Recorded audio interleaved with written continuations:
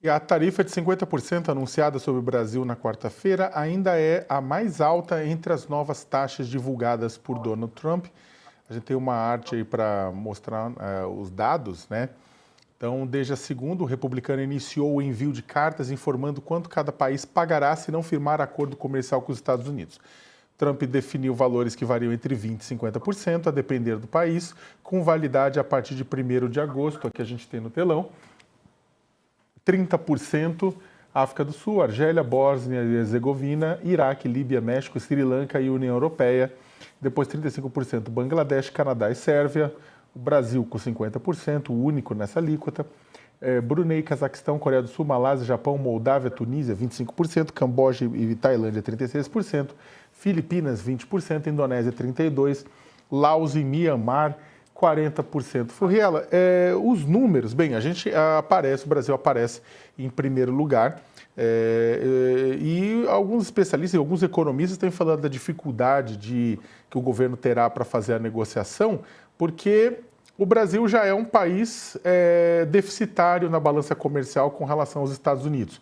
Também já mandamos muitos recursos na forma de royalties, direitos autorais, patentes e tantas outras coisas para os Estados Unidos e também em pagamentos em remessas.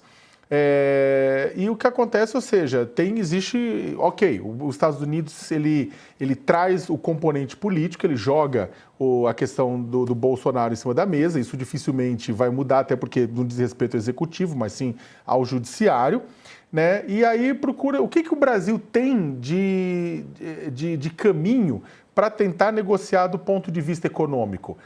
Reclama-se muito que o Brasil é muito protecionista com relação a alguns setores, abrir alguns setores da economia para os Estados Unidos, aumentar a quantidade de etanol ou outro produto que de lá pode vir para cá, limites de importação. O que você acha que tem espaço que o Brasil pode acabar negociando? Bom, primeiramente, né, aquela carta que Donald Trump enviou, ela está mal redigida, né? Ela tem um erro técnico ao falar que os Estados Unidos têm déficit com o Brasil, então já tem um erro por aí. Mas se você pegar a redação, no começo foram inseridos 2 pontos que não tem nada a ver com aquela carta padrão, que aliás é a mesma que foi para o Japão, para a Coreia do Sul e para outros lugares. Ao inserir a questão do ex-presidente Bolsonaro, e também ao inserir a questão das big techs, né, que elas seriam perseguidas aqui no Brasil. Só que no final da carta, a condicionante para a reversão dessa sobretaxa de 50% não menciona essas outras 2 situações. Né? Então, a gente percebe que é uma carta padrão que em algum momento resolveram inserir duas questões de desgaste que realmente são aí entre os países, né?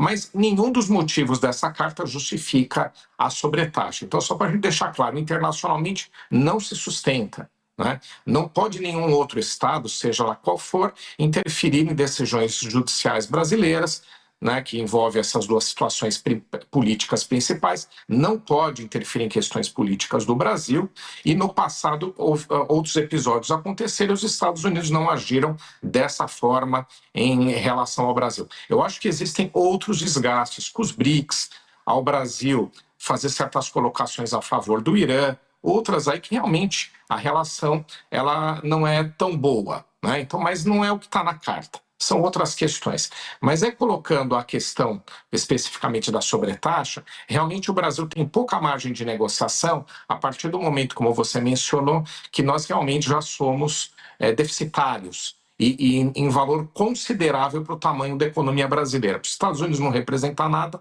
mas para nós sim. Então a gente perde um pouco o poder de negociar em sentido do que a gente pode entregar adicionalmente.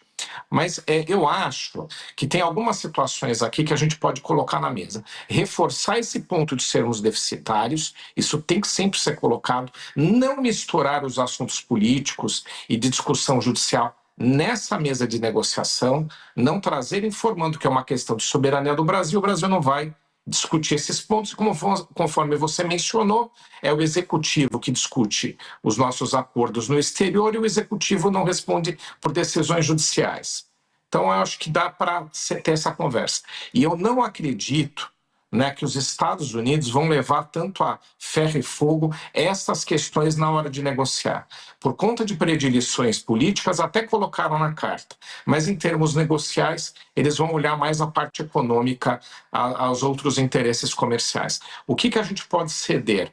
E aí eu acho que sim, o Brasil vai ter que partir um pouco para esse lado. Setores que são super protegidos, alguns em específico, né? O sucro alcooleiro, né? Que é o setor de açúcar e de álcool. Os Estados Unidos há muito tempo demandam a abertura do mercado brasileiro. Eu acho que esse é um dos principais setores onde a gente pode ter alguma argumentação.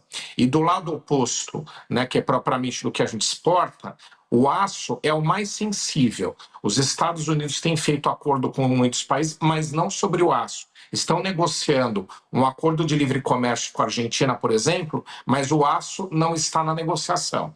Então, acho que o Brasil, como é muito forte nesse setor, pode fazer uma negociação envolvendo, né, cotas de exportação para os Estados Unidos, aí sim, de investimentos em abertura de empresas desse setor do Brasil, que já tem a Gerdau, por exemplo, já está nos Estados Unidos, e no setor de açúcar e do álcool. Eu acho que são as únicas áreas onde a gente tem algum poder de negociação que convença os Estados Unidos e que ainda permita com que o Brasil não saia tão fragilizado.